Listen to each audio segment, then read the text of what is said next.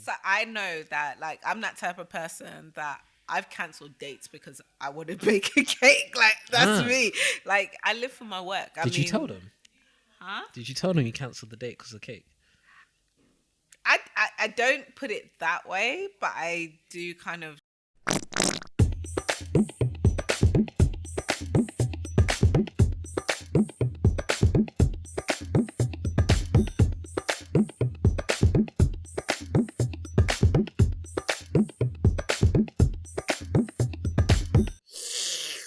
Welcome everybody to Juice and the Sauce. You're looking at me like I'm a crazy man. No, I didn't. I was just watching you. You're very animated. I was enjoying it. Yeah, it's 2020. So Oh yeah, this is like our first episode, 2020. yeah. First episode for the year. So welcome everybody to Juice and the Sauce podcast. As always, you're joined by your two hosts, me, Lasimba, and Nastassja. Hi, 2020. 100% new year. Well, I was about to say new year, new me, as they always say, but It is like New Year. Actually, it's not just a new year; it's a new decade. New decade. Like, gone with the 2019. So happy to see the back of that. Like, joking. No, it's a new decade. New year. You know what? I've got such a good vibe about this decade. Not just the year. Just the decade in general, and it was really cool also reflecting on what I did in the last decade, because it's crazy. Like, it's mad. The amount of things that I did in the last decade and like where I am now. So yeah, I feel very refreshed, and I feel like, yo, like the vibe is good. Like someone said on Instagram, there's a zhuzh about this decade, which is nice. Like what? a zhuzh. What's that? A zhuzh, like Is that French? it's like a zhuzh is like feel good, like it's like, It's a bit like Vavavoom. yeah, like Okay, you got cool. that zhuzh, like that good feeling, that vibe, that, you know, that je ne sais quoi. Okay. Yeah, that's how I feel about like this decade and just going into this decade. And I think that's because I reflected on my accomplishments of the last 10 years. It's been incredible, actually. Yeah, you've got a amazing. My resume is kind of like crazy. It's like mad. You got a great platform to build on and just like do some crazy things for next 10 Yeah, years. no, and the maddest thing is, like, I remember like 2010 like it was yesterday. And it's crazy because, like, when did I finished uni in 27, no, 2007, 2007 I finished uni. Um, then I started diesel in 2008, and then left 2012. Got fired in 2013. Started my cake business in like 2014. 2016, I had a cake shop. Was on a TV show. 2019, closed my shop. We've gone back to went back to I'm coming back to the basics. 2020 is like concept store vision. Concept Okay. store. So Well, you heard it here first. We're looking forward to that yeah, like, concept store. yeah, like, definitely. And I think one of the things is a lot of people, I didn't really shout about it to say like I've closed the cafe and stuff. The cafe was just like, it came to the end of the contract and it was cool. But I was feeling very kind of just like I'd been working for the past 3 years just for the cafe. And I felt like my vision was, I wasn't aligned with my true vision anymore. But what I did gain was the experience of what it takes to run a cafe. And I was like, no, blood, like, we need to draw back. I'm not a chef and I'm a baker. That's one thing I learned. I was just like, yo, next shop and next door, we're hiring some chefs. And, you know, there's so many different things that I learned from that experience. And I'm so grateful to have had that experience, because going into what my actual vision is, combining all of my artistic skills is having my concept store, which is going to be totally amazing. I can't wait for it to open. Don't know when, don't know how, but it's going to happen, and there's going to be something for everyone in there. And that's why I'm excited about it. It's not just about cake. There's a bigger vision towards it. And concept store means fashion. It means art nights. It means dance nights. It means eat food nights. It means galleries. It means all sorts of things. I'm really excited for it. Amazing. That's been my vision for a very, very long time.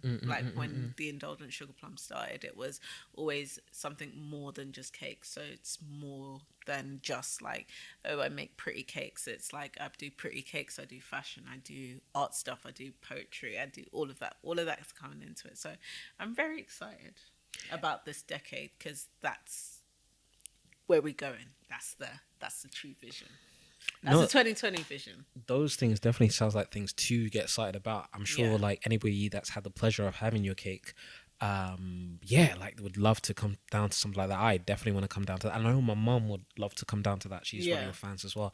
So yeah, you have to let us know when. Yeah, I know. Like it's really just something fun, because one thing about this concept store is about engaging with. There's going to be something for everyone, no matter what age you are, no matter what gender you are, no matter what background you are from. There's going to be something for everyone in there. And it's not just about, I think for me, the idea has always been like, whenever I've watched people's shopping habits, people like to go somewhere where there's, if you're shopping for clothes, you want to be able to sit down, take a break, have a snack, or have something to eat.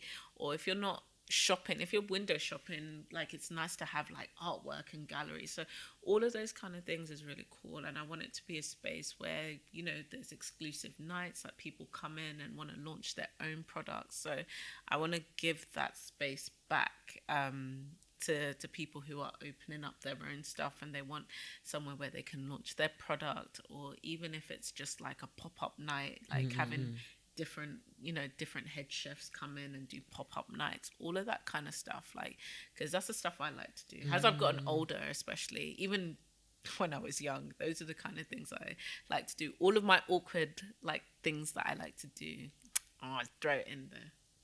Well, please keep us in the loop as you grow this business and start to develop the concept and stuff. I don't know, maybe even the audience can give you some input, some ideas and things they'd like to see. It's the thing about this is, like, my concept store has always been a long-term vision. It's never been like, cake has never been like, oh, I'm just doing cake, like, and that's the end. It's always been the long-term vision. So the concept store is my long-term vision of like how I see where my bread and butter, where all of like my family eats, and something that I want there to be standing long after I've transcended into the new, into the spiritual realm. So it's gonna be one of those things where I want it to be that's my legacy.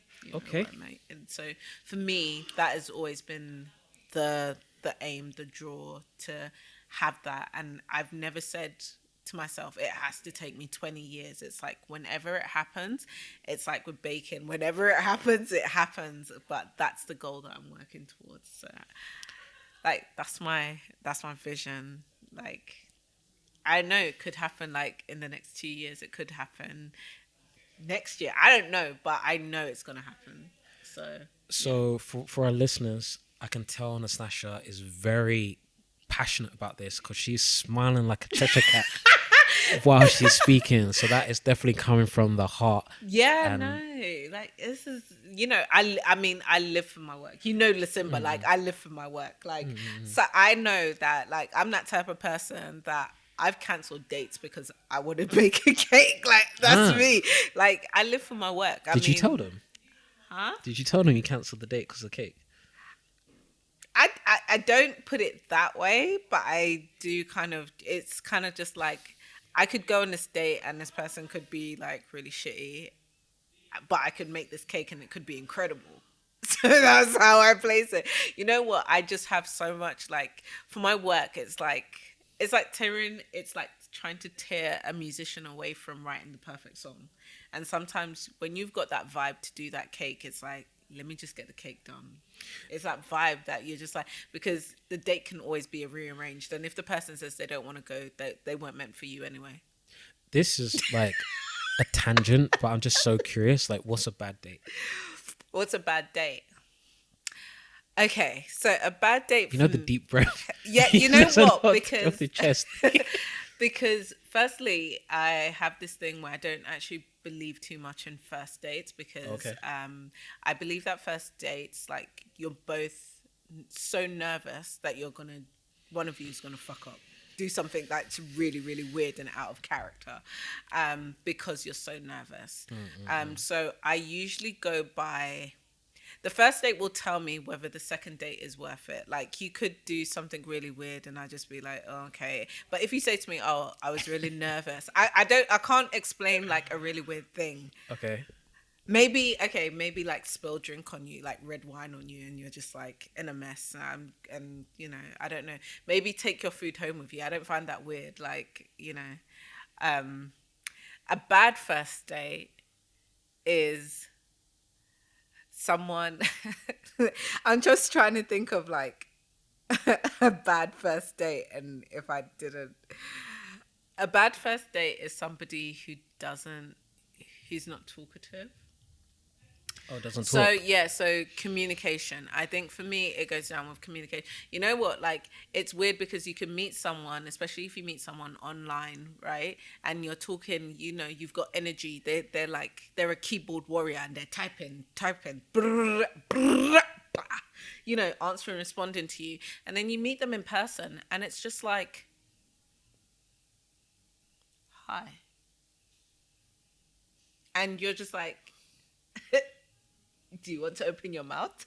So where is all this keyboard warrior when we're in person now, and I'm expecting the person to live up to the keyboard warrior that they are, and they don't live up to that, and it's just like it's just like talking to a brick wall, and it's just, you can feel that the person isn't present, and the person isn't present with you, but as soon as you say good night and goodbye, they're texting you. Oh, how are you? Like, did you get home safely? And they become a keyboard warrior after they've left you. But in person, they're like a ghost. Those are the worst dates, because it's just kind of just like, so how is it that okay, I understand that you're mad confident, like, over the screen, but bring that same energy in person, innit? Like, who are you? Who are you? And those are the worst ones, where you get someone who's so, like, the communication is so great over the phone, and then you meet them in person and it's just like, and it's just like, fucking hell, do I have to fucking tell you that, like, you are as dull as a, like, sandal, and I just have to leave, and you have to start making excuses of why you have to end the date, like, really quickly, because it was just so dead. Interesting. I've had, like, I remember that there's one date that I went on and the guy was like mad dead, and then it was crazy because he was like, I can't wait to see you again, and I was just like, babes, it's not, in my head I was like, babes, it's not gonna happen. It's just like mad, but I get it. It's just like, you can meet someone who's like who's great at communication over phone, and they like a bubbly personality, but I'm just like, yo, if you're not bringing it, like, give me something to work off. Like, those ones, the only reason why I find those dates so bad is because they drain your energy and they suck the energy out of you, and so when you go home you have to refill your tank, and then it's just kind of like, anytime you see them, they're not giving you any energy. There's no bounce back of energy. So it's just like, how do you work? How do you want to see someone again when you don't even talk? It's like, it's like the worst catfish. It's not even, and this is not even catfish. Yeah, personality catfish, because, like, it's okay being like looks catfish, because I believe that nobody actually looks like their picture. Okay.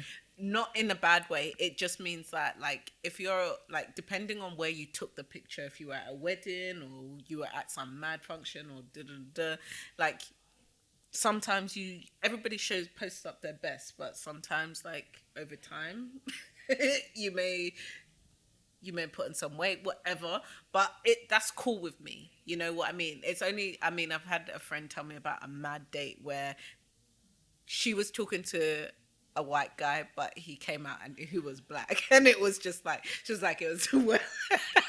She was just like, it Who was the does worst. that? Boy, there's, honestly, let's just not go into what people Okay. do during dates. Yeah. But those are I feel like the communication catfish is the worst, because I feel like you fall for a person's personality over the phone, and then in person, they are like madly at the other end of the Richter scale. So it's just like, hold on, I've just wasted all of my time talking to you. Those are the worst ones, because they actually waste your time, because they're not who they say they are in person, in personality wise. Looks wise, you can deal with it, because if the personality overrides the looks, then cool. But if the you look, if you're what you're looking for in looks, but the and your personality pops like during the over text message, right? And over telephone calls, but in person, your personality is as dead as a corpse. Like, we've got issues. That's the worst thing. I think maybe I'm a bit shallow. I think if they're a catfish, like they're not how they look in the picture, I think I'm checked out. You know? I mean, that as well. But I think for me, like, I'm different. Like, I always say to people, I'm very different like that. I suppose I give people too many chances. I'm the type of person that, okay, you're not what you said you were in your picture, but maybe your conversation, let's go to your personality. Does your personality pop? Like, okay, your personality doesn't pop, so nothing's popping, so no. But I think I'm a bit different like that, because the way I see it is, like, if I'm being honest, in like about 40 years time, you're not going to look like you did now, and there's got to be something that's got to keep me loving you after 40 years, and you not looking like you did 40 years ago. It's going to be your personality. But at the same time, yes, looks do contribute to that too. But I also want someone who's got a banging personality, like who's got great banter and who I can bounce off of, and who's got, who's quite on my level in terms of like work ethic, creativity. You don't have to be majorly creative, but I'm actually lying. You have to have some sort of creativity, because I've dated people who have no creative, and they just don't understand like how the create, like, especially when you are freelance and free spirited and creative. Yeah, you have certain mantras. Like, when I'm working, I'm probably the most mundane person because I don't talk, and people expect me to have like my big personality to talk. I'm just like, fam, I got to listen to what's going on inside of my head. I got these muses are talking to me, and you want me to talk to you. What, you have one, you can't have both. I'm either working or I'm talking to you. And when I'm working, I'm very solitude. Like, I'm just really just like bam, bam. I don't even like to talk, and when people talk to me when I'm working, it actually irritates me, and I literally, that's when my ego comes out. It's just like I tell my mum all the time, like, if anybody, like all my friends, like even when they come and I'm just like, yeah, and then I'm get back to, they're like, Nastassja, did you hear? And I'm like, sorry, I just tuned out. Like, I'm sorry, I'm just working. So that's why, like, when I work personally, I like to work at certain times because it's still. But yeah, I need someone who understands that. Interesting. I don't really have expectation of anybody anymore, kind of thing. Right? I have high expect. I don't even have high expectations, but there is there is attributes that I appreciate, hope that I want you to come with, that I will appreciate. I think, okay, cool. So on that, I think, like, when you meet someone can say, oh, I'm like this, or I like this, or I'm into this, and you're like, oh, okay, cool, and that helps you click, and that is obviously the glue that helps, get the ball rolling and stuff like that. But just me personally, I just guess from past experience, like, I guess when you're young, you're like, oh, I like this in my partner, they should be this, they should be that, da da da da, and having experienced some of those qualities, and I guess me Well, you know what you like and you know what you want, right? And within somebody, You do, like, but for me, I think I used to be a bit like, yeah, I don't have any expectation. Now I'm just like, there is expectations. okay, cool. I'm maybe on the flip, but I know because we digress. yeah, We digress so much. Like, your 2020, that was like our 2020 roundups of relationships and what we're looking for. No, I'm joking. Yeah, I do have like expectations now. okay, I'm gonna be the evil guy and divert the conversation Go for it. into the mains for today. But before I do that, I'm gonna just quickly say that for me for 2020, it's about like no half stepping. Like I think I've kicked off 2020 perfectly, just how I wanted to. Yeah. Like I've been jumping on this Duolingo every day. I've been learning some Portuguese and some Japanese. Like that's going well. Yeah. Been documenting my food. Everything that I eat has Yeah. been in my food diary on my Fitness Pal. You're doing better than me. I've been watching my calories. I've been going to the gym. My weight has started to drop. Like we're on course for like that summer body in June. I made a calendar. I put a spreadsheet of how much I'm gonna weigh every week. I've been doing my weekly photos. Like, yeah, like Honestly, ice cream is like moving forward. Like 2020, like we're about to kill it. honestly, like I can't wait to see your summer body. 100%. It's You know coming. what? Like I actually can't Loading. wait to see. Like I always say to myself each year, Nastassja, you're gonna get that summer body that you had like at the beginning of last decade. Why are you jumping it with me? You know what? Like because my thing this year is I'm getting what I deserve. Okay. And get by me saying I'm getting what I deserve. Well, not even getting, I'm giving myself what I deserve. It means like things that I did today. Mm-hmm. Yeah. I went shopping. I had no business in Zara, but I did business in Zara. Yeah. I was like, take my money. Take my money because I deserve. I had no business in it. I don't know where I don't know where and how we're doing this. But they took my money. Right? Then I went to the cookie place, Creme, and I bought myself 2 cookies because I deserve. And that's my thing this year. I'm not being selfish to myself because in past years, right, especially when you're self-employed Yeah. and you're out here baking for your life and your whole, you know, your whole kind of like dream and stuff, right? There's things that I've limited myself on, and I've just not had. I just feel like I've limited myself, and I've said, "Oh, I can't do this because I don't know. I need to pay my rent, and oh, I don't know. I can't do that because if I do that, I won't have enough money to do this, and oh, I need to purchase this." This year, I'm just like, Nastassja, you deserve.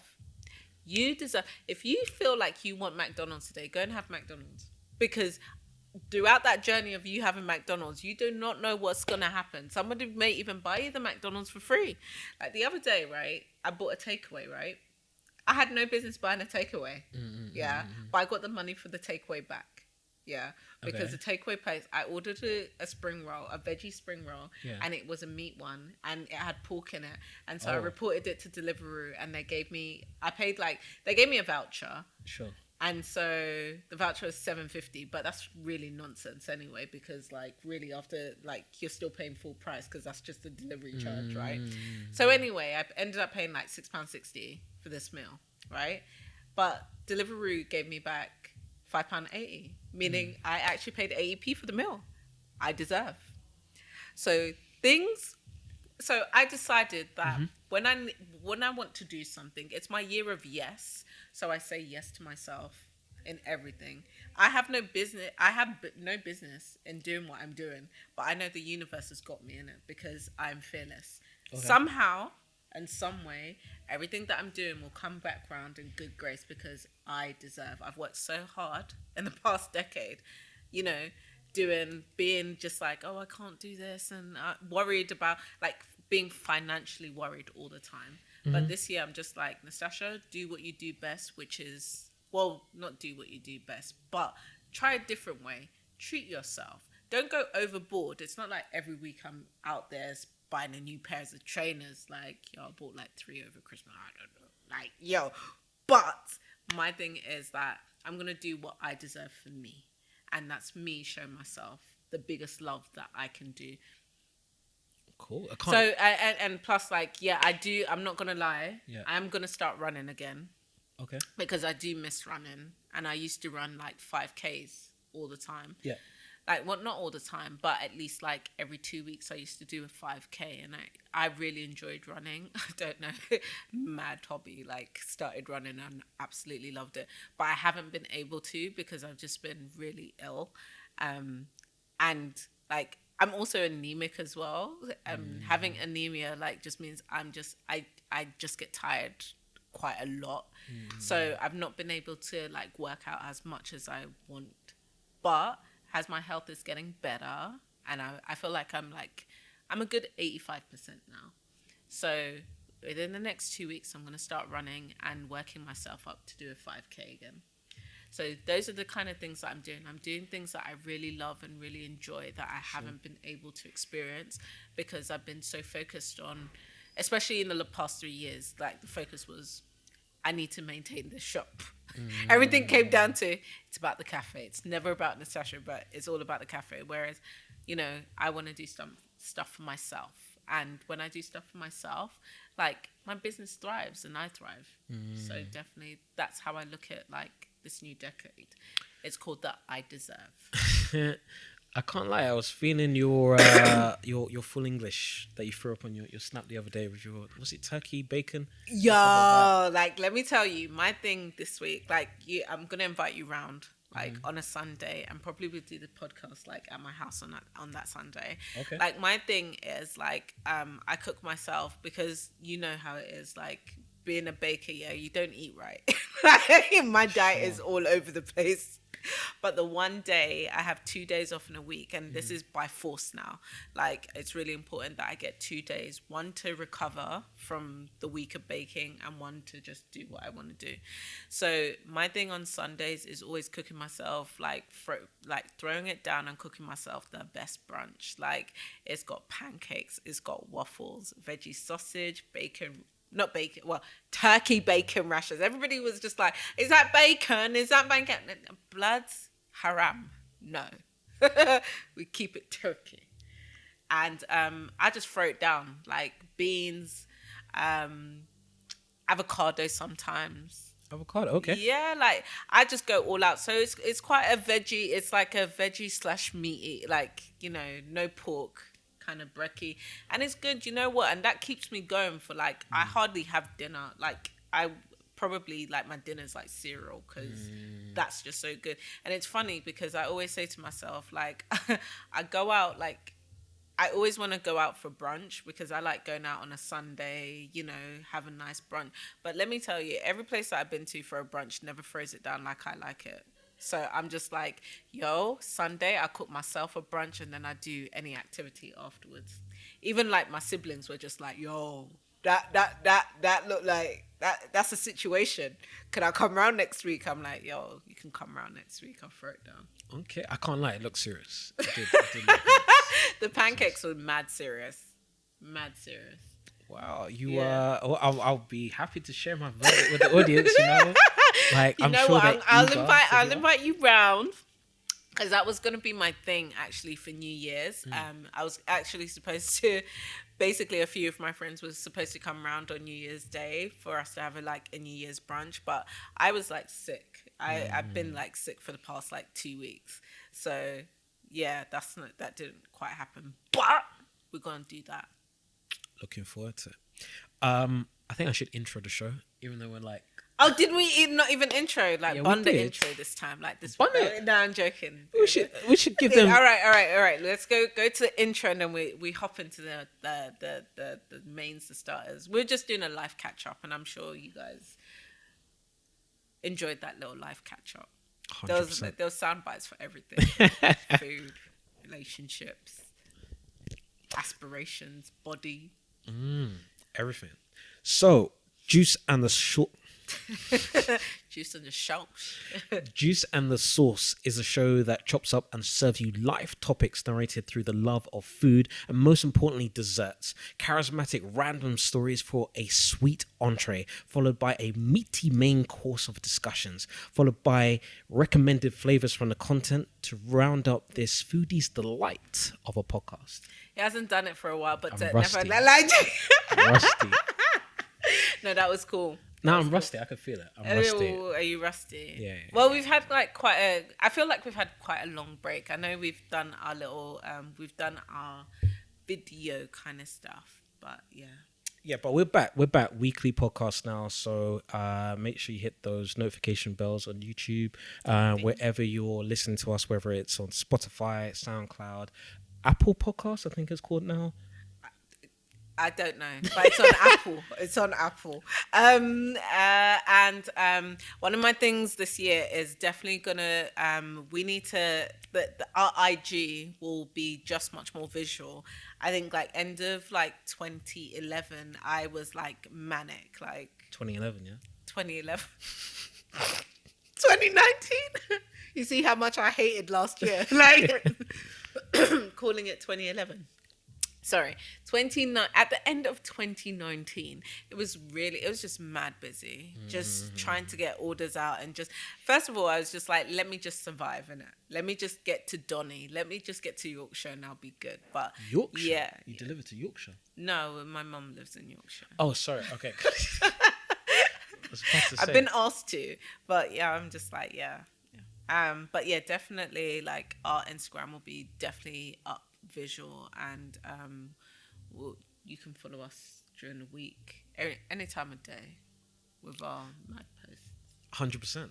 So we're going to dive into the mains for today. So we're going to be touching on food trends. So I guess let's kick it off with like 2019, and we can touch on like what we see coming forward for like 2020. Yeah, I mean, I think let's do a recap. 2019 was a really, really big year for everything plant-based. Plant-based, like vegans and veganisms, whatever you want to call it, before y'all come after me. Plant-based foods, it was like the biggest, I think the year 2019 was so big on plant-based foods. So you have what's it called? Impossible burgers and stuff. Impossible Meats. Impossible Meats, yeah. Made their debut. They made Impossible Oxtail. They made Impossible. Yeah, they've got oxtail, like fake oxtail and shit. Like it's just crazy. I mean, obviously we're used to the veggie burgers. We were used to veggie sausages, but they brought in like I'm sure they're gonna do Impossible Chicken. Is there not Impossible Chicken? Yeah, there's I don't know if that's what it's called, but it's the same. So you've got everything Impossible, and it was such a huge year to see loads of.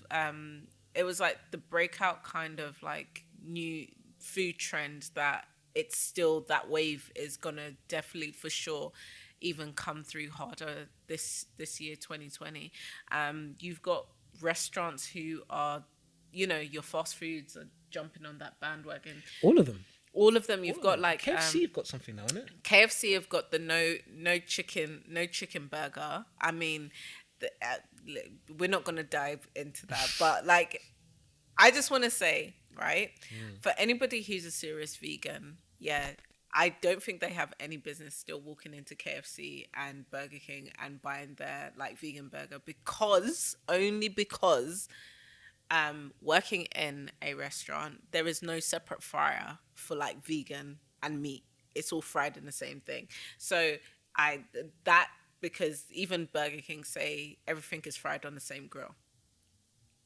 So on that, like the whole okay, cool. Before you guys come after me, because I'm not fully educated, so I know I'm going to say something. Maybe they've changed their rules, but I'm just saying, like, if you're serious vegan, like, you have to be aware that's one of like. Sure. Okay. Yeah. So I from that's what I've seen, from some of the restaurants and stuff. The reason why I was just saying that quick disclaimer before I say what I'm about to say is because also as well, look, as a vegan, right, the whole idea, although I'm not a vegan, the whole idea behind being a vegan, obviously, like, you want to protect the animals and, things like that. Like, if you're giving your money to KFC and you're giving your money to Burger King, although, yes, you're not, you're still buying into what they do. Basically. Do you know what I mean? Yeah. You have to go to the vegan shop. You know, we Yeah. have to support the businesses that are like supporting like no meat. Yeah. You know, I mean, big up not just KFC, even Pizza Hut have like an all vegan menu now as well. I don't really know how that's going down with their ovens, but I swear, let me just take a moment. This is not even meant to be shade, and it sounded like some shade. But what I'm just trying to get at is like, obviously the big restaurants and all the big like takeout restaurants have jumped onto the vegan bandwagon and are now offering vegan foods. But I just want you to be aware that sometimes they're not all being cooked in on different grills. It's still being fried on the same grill or in the same fryer. But I mean, if you are a meat eater and you're going there, like myself, I'm just going there to try it to see Wagwan. But at the same time, like, I'm very cautious about things that taste like meat but aren't meat. yeah, I read something recently, something about saying about like some of this stuff that's got like high estrogen levels. So as a dude, if I be eating them, I start growing breasts and stuff. Like, I'm not trying to do that, obviously. But these are the thing. I suppose I'm more cautious like this because like my mom is a food scientist, so like when she's talking about this stuff, I'm just like, yeah, that's not for me. You know, and it's true that there are like with especially with all of these impossible meats, because I was even talking to one of my friends and she was like, yeah, I saw like she what did she say, was it like an egg, she was like, there is a vegan egg, what's that made out of, and she was looking at me and I thinking, I was just like, Sway, I ain't got the answers for that. And she was just like, yeah, but what is it? And I was just like, man, it's a whole load of E numbers all mushed together. And I think that's my main thing. Like, it's been such a huge trend and not taking away anything from it. But like for me, veganism just means eating green and well, eating vegetables, basically. But yeah, I'm not sure about the impossible meats and all of that that comes with it. Have I purchased any to try? As in, like, tried to cook it myself? I'm trying to think. I haven't had none. I haven't had none. I I'm mean, I curious. bought the corn over the Christmas. We did have like the corn Scotch eggs and stuff, Okay. and yeah, that's and the and the corn cocktail sausages and stuff. I mean, I didn't really read the label on that. Maybe those are the impossible meats that I'm talking about that I'm still eating. Hey, we've eaten. But yeah, I think my thing is obviously the trend is going to go bigger and wider, and we're definitely going to see more kind of impossible meats and more meat substitutes that are being grown in labs and stuff. Well, that's my perspective. I don't know if that's Well, you happening. know, so two things I was gonna say in that. One, like whole vegan thing, that is here to stay. That's not. It's Yeah. not a fad. That's like it's here to stay. Secondly, like when you were talking, like like I read on Twitter, which linked to an article today. They basically, they basically put a robot, a mini robot in an organism that Yeah. they grew in a lab, Yeah. and basically the article was about how like having like flesh or like as an organism, this is not like for what they said, but it just gives them more possibilities versus than something like that's like hard, like I don't know, metal and stuff that you build a robot out of. And it just occurred to me while we're speaking that like one day we could have like, do you want fried robot with your meal or something like that? Well, Which who's is to say that's not happening now? Because there is a lot of like, there's a lot of UFO products that go into the products that we eat now. So even that, because look, because me doing the whole fitness pal thing, everything that I eat, I scan the barcode for everything. yeah, And reading a lot of barcodes, I guess we already know this, or for people that don't know, even something like you buy like a chicken sandwich, right? yeah, You look at you turn it over and read the contents of the label. Even the chicken, it will say something like, "Oh, 80% chicken." It's like, what the heck? Do you know what I mean? yeah. Because it's all reformed. But exactly. And what reformed meat is like, from what my mom taught me, reformed meat is like basically, you know, the carcass of the chicken. They literally grind that down, so all of the bones of the chicken, and they just mush that all together within the chicken. So they'll take out like all of the flesh, and so if you read somewhere that says like 50% chicken and 50% reef. So that's 50% bone and 50% chicken. And basically, what my mum says is like, they don't throw away, like nothing of any meat is thrown away. What it is just ground. They just grind it down and slap it together and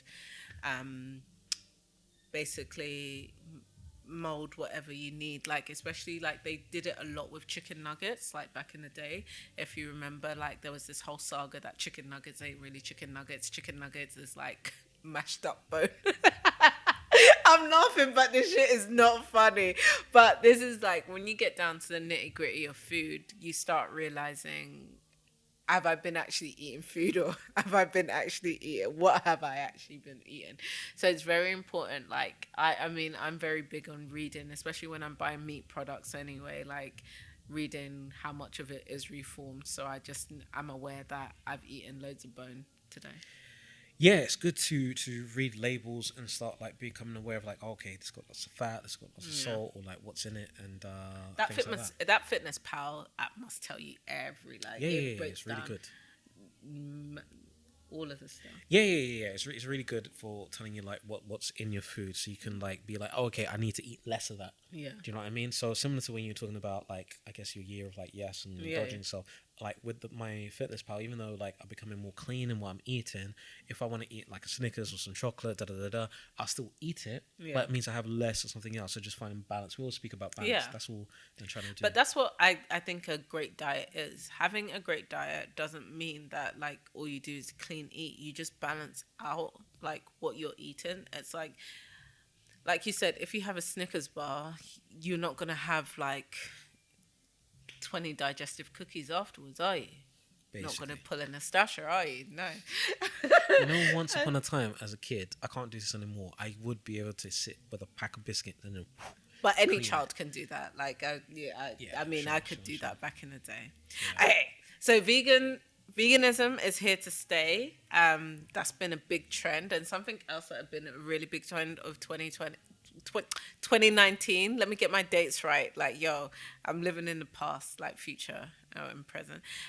It's clean eating. Like, there's been many kind of diets that have come in 2019.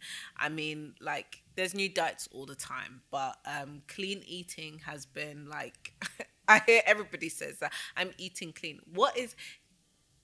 Listen, Ba, you're doing clean eating now. What is clean eating? All right, cool. I'll tell you my version of clean eating, only because like everybody's got different. In my head, clean eating is like just plain food, no seasoning. Nah, not. But no, clean eating to me is just like cutting out all sugars and carbs, like eating less carbs or having balanced carbs or not even having any carbs and stuff. Cool. So my version of clean eating is eating to your macros, right?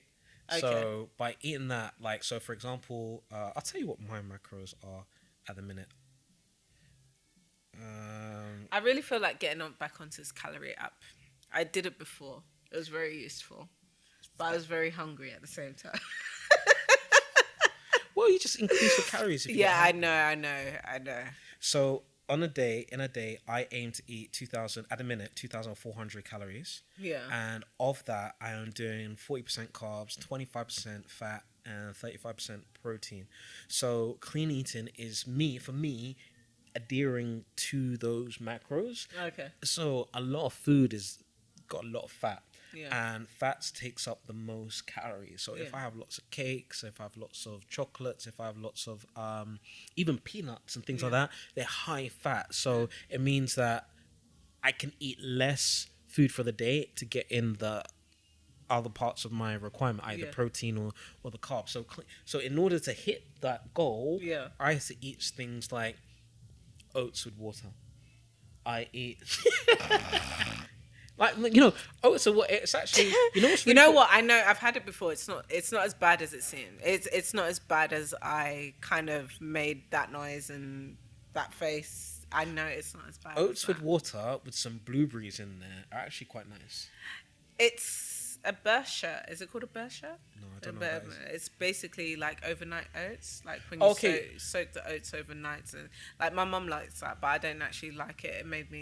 It's made me sick on 3 times. I have this rule, like try something 3 times. If it still makes me sick, it's not a go ahead. I actually want to make some overnight. I haven't done that in a while. I made it years ago, but I want to try it again. And also like blueberry pancakes made with whey protein. That's really really tasty. Have you had those before? And no, I don't really do those kind of whey protein stuff. Like Okay. I actually slightly, my mum says there's something bad with them, so I don't. So like whenever my mum says there's something bad with it, I'm just like, okay, I'm not trying to touch those protein shakes. Like, yeah. Okay, like I knocked them back like for 6. Like, and speaking of like food trends as well, another thing that is trending, I guess, off the back of like clean eating and stuff, is like the whole keto diets. Yeah, I was gonna mention that. Like people, I think like on my Instagram or on my IG stories, I'm sure I follow, like there's always one person talking about a keto diet. I met people who talk about keto diet. They're like, it's really, really good. And I'm just like, you know what? I'm not trying to start a diet. I just want to eat healthy and have a balanced diet, because I think for me, having a balanced diet like is much more important than starting like following one of these keto diets. Even when I lost like loads of weight before, I wasn't on a specific diet. I wasn't on Slimming World. I wasn't on Weight Watchers. I wasn't doing like my nan's favorite diet, which is Beverly Hills, where it's just eating fruit. I was just like, nah. It was simply just going to the gym and eating better, and eating at like having 3 square meals a day. And when I snacked, I had like literally fruit in between, and that worked for me.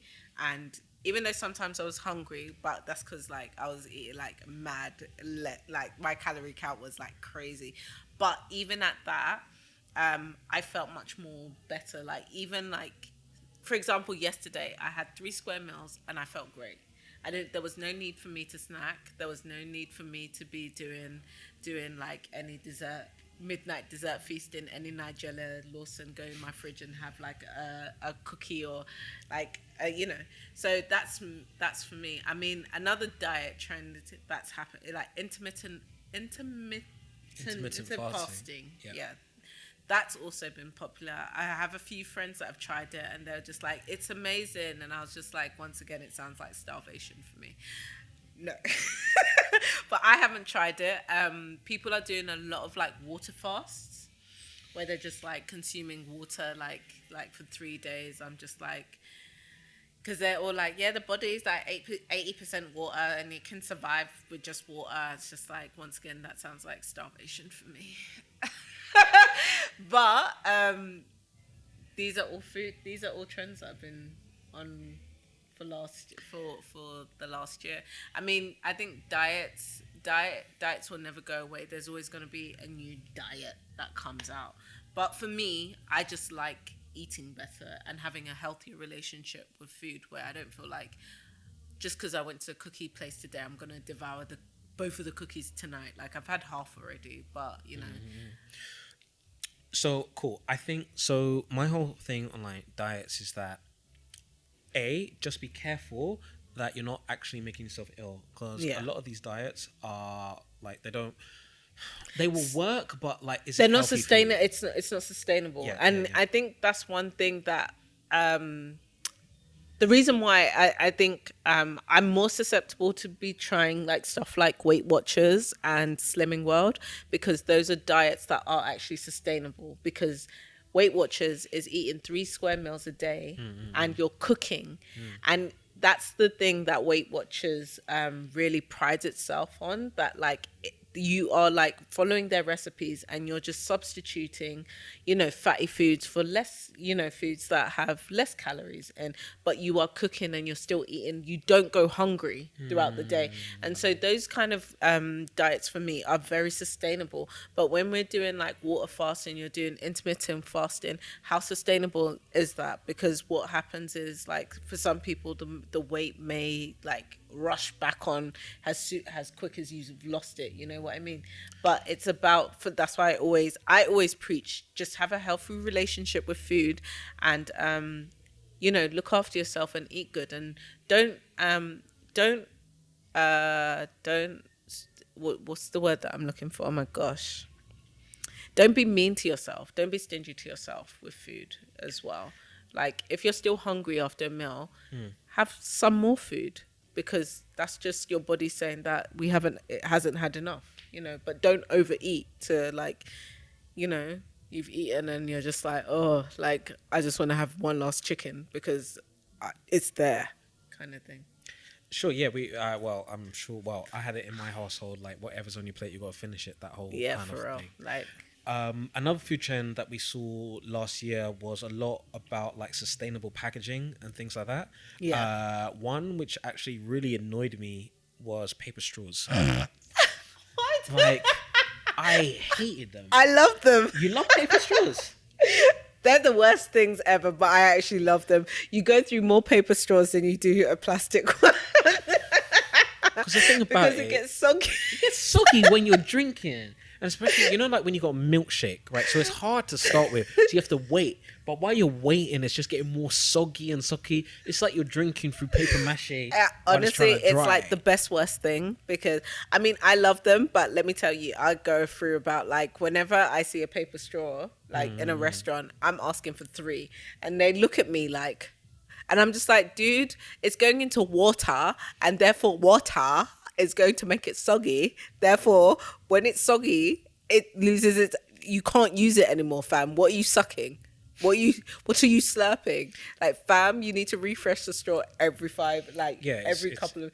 I get the principle. Yeah, I love the idea, and but it doesn't work for milkshakes. So that one I didn't quite understand, but yeah. That's it.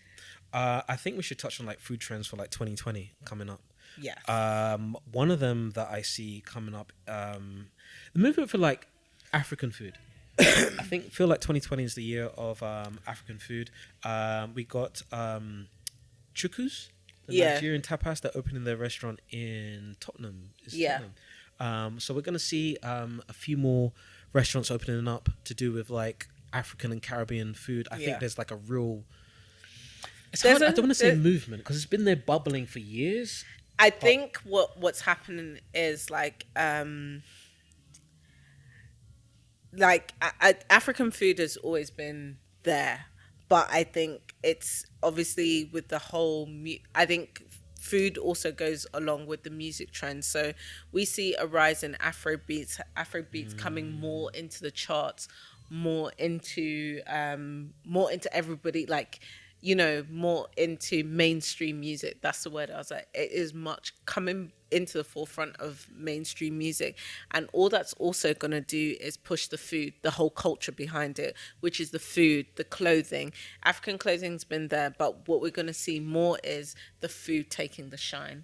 Because now we have pop-up restaurants. We've got loads of African pop-up restaurants. It's funny, like even someone on my Instagram, a Caucasian lady, I posted up like that some food like from a friend's party, some takeaway that she had given me, and then a Caucasian lady who follows me on Instagram was like, "Do you have the recipe for jollof rice?" And I looked at the message and I was just like, "Fam, even if I did."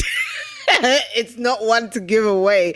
Like, I'm not from West Africa, and no, I can't, like, people are always shocked. You can't cook jollof. No, I can't cook jollof rice. All right, like, I just leave it to the people who can, and I'm very happy to go around to my friend's house to have it. Do I want the recipe? Not right now. It's highly unlikely I will use it. I will still come around your house to eat the jollof, right? But I think hand in hand where we see like the music taking much more of a mainstream front, the food is also going to do that. Not just Chuckles, but we've got Stalk restaurant, an Afro Eurofusion restaurant that opened. Was it last year? Yeah. Last year. Mayfair. In Mayfair. I mean, that's kind of like how more central could you be, and you're going to see more. All we're going to see is more and more of our food coming into mainstream and people enjoying it. On that note as well, Waitrose, you never fail me, I really want to meet the food director of Waitrose, because you know what Waitrose have? What? Waitrose have just launched their jollof paste. Really? Swear down, swear down. You know, and Waitrose did something. Whether it was early, I think it was summer 2018, or early 2019. They did a jollof. They did a ready meal jollof and pork. That combination was like, that was weird. I'm not saying that people in West Africa don't do pork, but it's just like, it's not the main meat. It would be chicken or beef, but they did do a They did do a ready meal, a jollof ready meal with pork, which got people on Twitter in a frenzy saying, "Why are you doing this? Why are you doing jollof takeaway?" And the food director of Waitrose was just said, you know, we see this as a trend. So they were predicting that as a trend to soon come. And here we are in 2020, and jollof rice is going to take the center stage. Like, forget your rice and peas, mate, because nobody's eating that on its own. I'm just saying that rice and peas is not something to be devoured by itself, whereas jollof, that can be sweet on its own. I would agree with that. I'm not. Obviously, I'm not. I don't blow the biggest trumpet for rice and peas. I'm not the biggest fan of You rice don't and even peas. like your own food. But jollof, I love me some jollof. You know? Like, Yeah, I no. can eat that. I definitely see that by the end of 2020, even probably by summertime, we're going to see Sainsbury's, Asda, all of our top supermarkets riding that wave of jollof rice. And jollof rice has a ready meal in their thing. It's gonna taste like Uncle Ben's spicy rice anyway. But I'm just saying that it's gonna be there. Well, listen. In my opinion, my unsavored opinion. No, I'm joking. But it's gonna be there. If you are a caterer or someone like that, like, ride this wave while you can. I would definitely say anybody who's doing jollof rice right about now, that would be something to jump on and to be selling it to a big supermarket. Whether it's like, you know, I'm not gonna lie, like I think it's Island Delight. What's the other Caribbean brand? There's Island Delight and there's Kingston. I think it's called Kingston Town. I can't remember. I'm not too sure. Anyway, them ones there, right? They started off with their patties, right? Oh, I know what you're talking about. Okay. They started off with their patties, and now they do Caribbean ready meals in the supermarket, their own brand. Like, trust and believe the supermarket ain't really gonna go out and do like a rice and peas. Sometimes they do, but nobody's really checking for that because it's not authentic.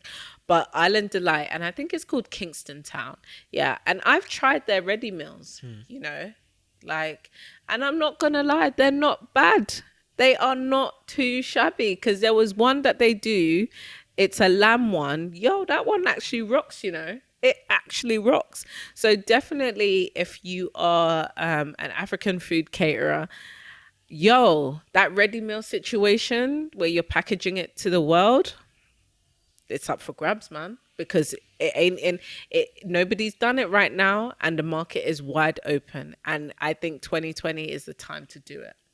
Yeah, 100%. I mean, we've done the plantain. Everyone's doing plantain crisp at the moment. So, you know, chuck in your plantain. But let me tell you, that packaged ready meal, even if you did a meat pie, you know what? I love meat pies. Like, you know, in Zim, we have our own meat pie. But anywhere I go in Africa, like, I dig a meat pie, right? If somebody did, who's an African caterer, a meat pie, and sold it and started doing meat pies to Tesco's, Asda. Stacking. Yeah, that's a no-brainer because of like stacking. Patties sell, Cornish pasties sell. Could you imagine meat pie and Greg's? So what happened? I mean, there was a time that Greg's did like a Caribbean version, and nobody was trying to buy that. It's the authenticity. It's just, you know what it is. It's just when a corporation does like a traditional kind of meat pie or a patty, It's nice. It's a nice little wave, but it doesn't really. It just stops there because of the authenticity. We know it ain't the real spices. It's like paprika, and we want you to use the jerk, the proper jerk, but we're not trying for you to use the paprika and try sell it off to us. Maybe this is a good time. I always want to say maybe this is a good time for Jamie Oliver to to try it again, but no. Jamie Oliver meat pies. Why not come back? I mean, come back. I did. Yeah, yeah. You know the thing is though, all he has to do, right? Because Just don't do jerk rice. Just do rice and peas and jerk on the side. Like that's it. all he has to do is literally just like partner with somebody, get the authentic thing, and then be like, hey, look, this is the authentic thing. I learned from such and such and such. Here it is. The only thing that he went wrong is that he tried to make something that didn't even have jerk ingredients in. Well, it didn't really exist. It was just kind of like if he had just said like rice inspired by the Caribbean, it would have worked better. Yeah, that's it.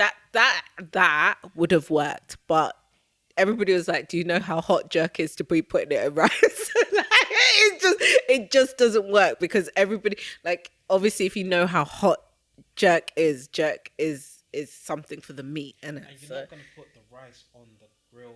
yeah, exactly. Like, Yeah, the whole kind of the whole kind of concept there was flawed. If he just said Caribbean rice, it would have worked. There you go. Lesson that. It's you know what it is. That's just a great lesson in branding and packaging in terms of like food. Like you don't really need to call something like you know it could be like someone could create like jollof rice, right? But it doesn't taste like jollof rice, or it doesn't even look like jollof rice. But what they can call it is African inspired rice. Yeah, 100%. You know, and there's nothing wrong with that because I'm more intrigued to try it because it's African. I don't know, but I like to just try. I'm like one of those people when I see something interesting, I like to try it just because it looks interesting. But yeah, another trend that we see coming in 2020 is, I guess, more restaurants or chefs indulging in like exquisite foods, whether that's like croissants or what they call crazy croissants, I believe is the name. Croissants filled with like different kinds of fillings and things like that. Bao buns with like exquisite kinds of fillings and things like that. Just taking, I guess, what's simple, maybe ordinary, and just putting like a twist on it, just being a bit more exquisite. We're kind of seeing that already in like street food, where they have street food vendors dedicated to these exquisite kind of dishes. Like Definitely. I mean, one thing that is that I've seen with the evolution of food is somebody taking like just like having just one kind of main base and then just having different flavors to that base. So I think definitely like with the croissants, you've got Pret doing like very berry vegan croissants and all sorts. Like we've had the cronut, which is a fusion between a donut and a cronut. So definitely seeing those kind of like simple kind of our everyday kind of indulgences, but just being leveled up. Maybe cross-referencing it with something else. So those are always exciting to see.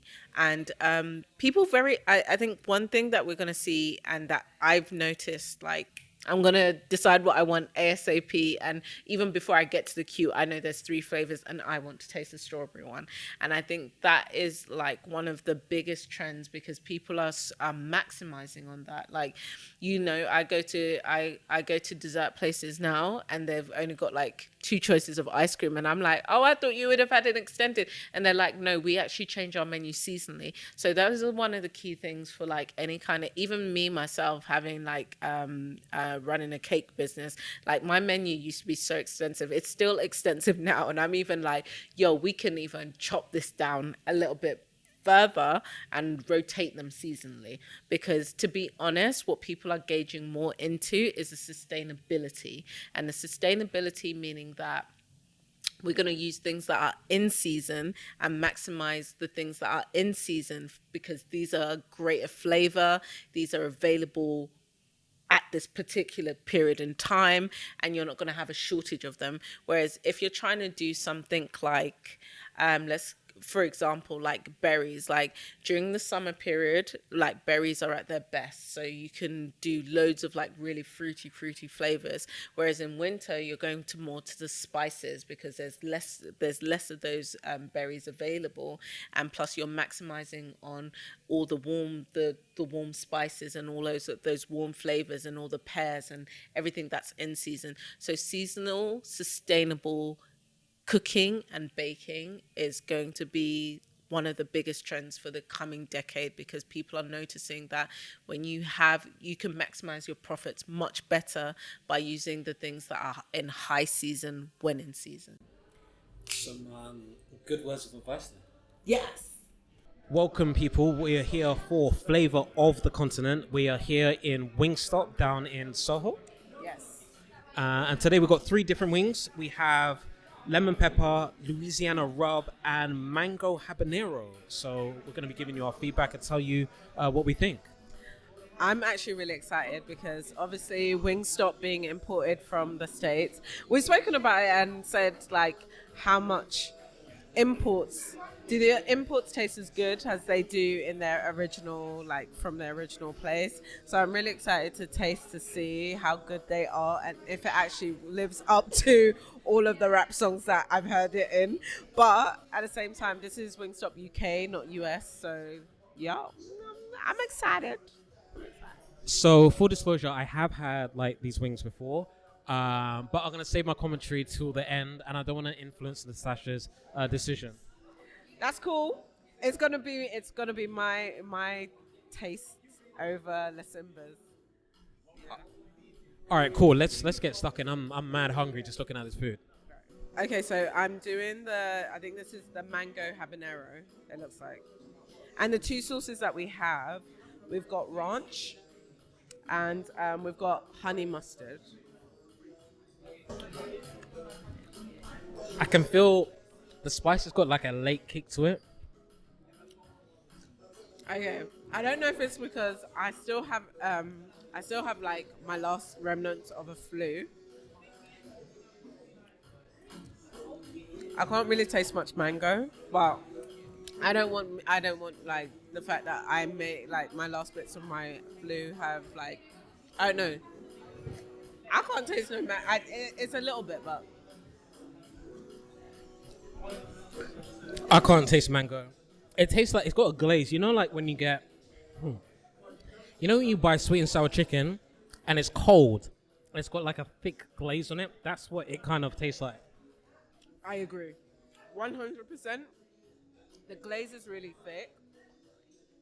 I like thick glazes, so I get excited when glazes are thick, but it's thick with no flavor. It's hot, but that's about it. Yeah, I like the heat, but the flavor in it, it's not really there for me. The chicken's okay. It's yeah. Nothing out of this world is just okay.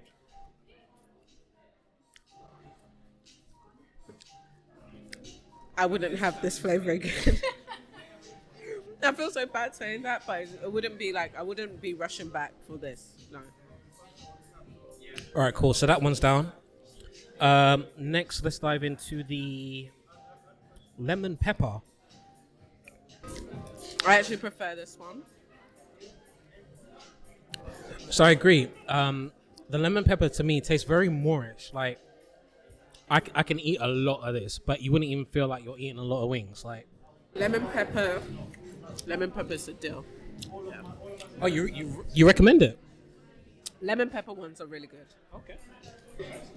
So for people listening, Nastassja's now trying out one of the sauces.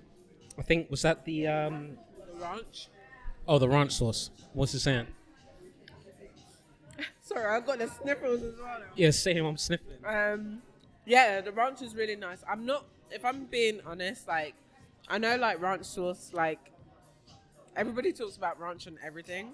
I am with you on that, but I think with wings myself, like, I'm just the wings on its own kind of person. I think the ranch for me is quite overpowering, and I don't really like strong flavors. When I say I don't like strong flavors, I don't like flavors that overpower the main entity of the meal. So because I'm having like the wings and it's already got flavor. If the wings were flavorless, the ranch would be perfect. But because it's got lemon pepper, all I'm tasting now is ranch, and it's like it's hella cheesy, and I don't really.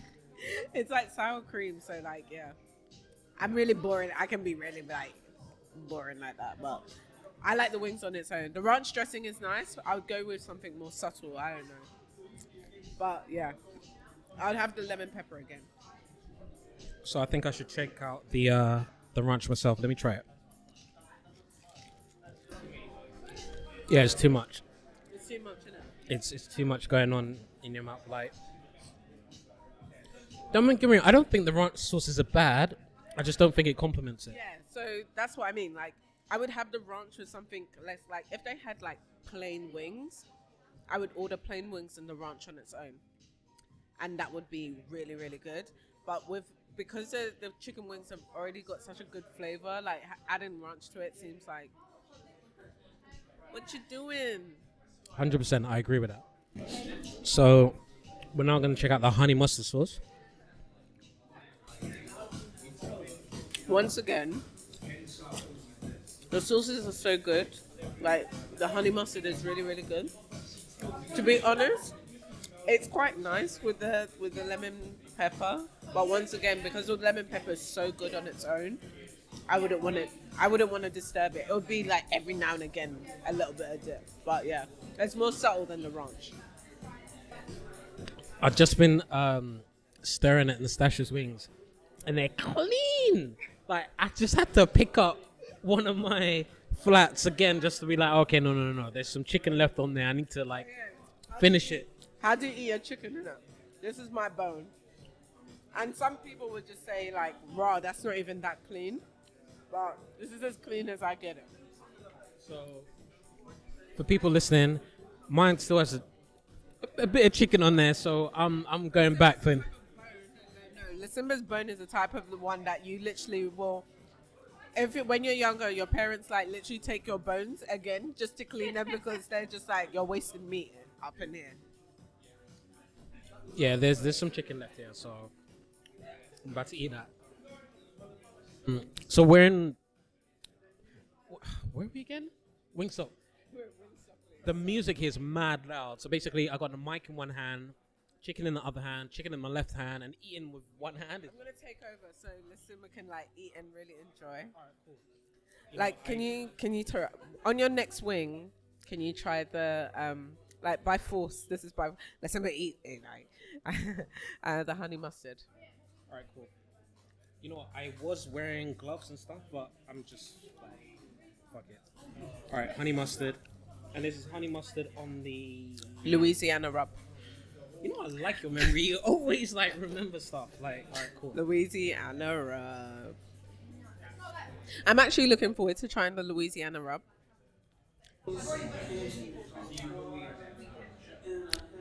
I like watching Lucinda eat, you know. It's a confusing flavor. Okay.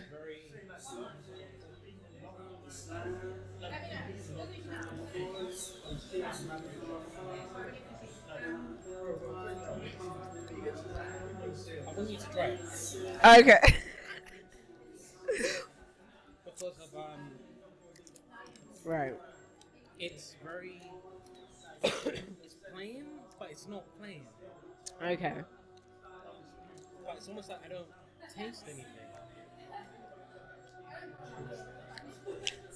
It's Cajun. Okay. There's these buns.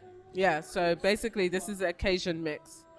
Or Cajun rub, if that's the right way. So Cajun spice, basically. If I was being real honest, it has potential to be even better than what it is. It has potential to be great. It has potential to be great. The rub is quite, it's a Cajun rub, so all in all, it's a nice savory, but it just needs a bit more kick to it. That's what it is. For me, there's no punch. Yeah, that's right. And there's no punch. Like, so on this, you can have ranch. On this one, you can have ranch and a dip to kind of pick it all up. But yeah, I was actually quite excited to try this flavor because when someone says Louisiana rub, it gives you deep south vibes, but the kick in the this is okay. Wingstop UK. I have to stress that it's like for me the Louisiana rub could be better. Could be better. It doesn't have a kick. Do you think they made it neutral for everyone? I Yes, but I think this is the problem when we get like imports. I think we lose the authenticity of what it is in its country of origin. So for me, I would like to taste this in the country of its origin because I think the ones that I wasn't thrilled about will literally be the ones that I'd probably be thrilled about, and the lemon pepper would probably be mediocre. All right, so us signing out, yes. Yeah. So I mean, my verdict on Wingstop out of 5, I would give it 3. This is out of 5. Oh, out of 5. Yeah. Yeah, I agree with that. I agree. 3 out of 5. That's about right. Yeah, I mean, if you're coming here for the lemon pepper, come here for the lemon pepper.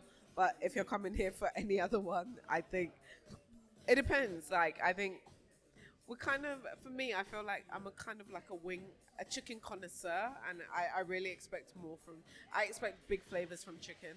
Okay, cool. So for a shop that is like dedicated solely to like wings, like, and this is what they do, this is their headliner. I would not rush to come here. It's literally like, oh, I just happen to be in New Soho. All right, cool. If you really want to go, but because there's places around here that I would like leave my house and be like, no, I really want to go there. But this is like, even if it was on delivery, I don't think I'd order it. You know, so that's it. That's the verdict, guys. The Cajun one, the Louisiana rub, just for sake's purposes, with the ranch. But no, you'll be cool to like one day like go to the States, actually taste like the original and stuff, and see what that's like. Definitely, I just think like, as it's an import, every flavor is like knocked off. Like, sorry. Cool. Right, signing out. That's it. Yeah. Bye. See you guys in a bit. About to tuck in. I'm gonna be the villain and wrap up today's Not joking. episode. So sorry, guys. But again, I want to thank you guys as always for listening in to today's episode of Juice and the Sauce. As always, feel free to check us out on all the social channels. Just search for us on Google, Juice and the Sauce podcast, and you'll find us on Twitter and Instagram. And as Nastassja said, Instagram will be popping like real soon. Yes. And yeah, thank you guys for watching. Let us know what you'd like to see in future episodes and what you'd like to see for Flavour from the continent as well. Thank you guys, and bye.